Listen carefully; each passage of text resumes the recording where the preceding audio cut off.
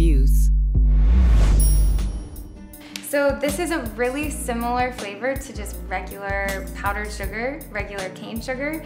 So this is Lakanto. They have a line of different types of sweeteners, and this one is made with monk fruit, which is an Asian fruit.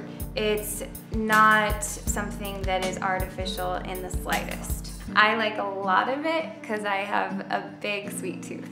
But it has 0 calories, and it's also completely natural, and it doesn't have that artificial taste that some 0-calorie sweeteners have.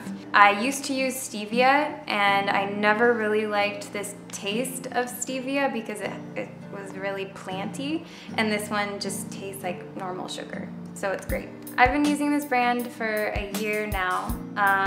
My roommate actually showed me their liquid monk fruit, which I add to my morning coffee. And I would recommend this for anyone who is looking to have a lower sugar diet and find a really tasty substitute to regular cane sugar.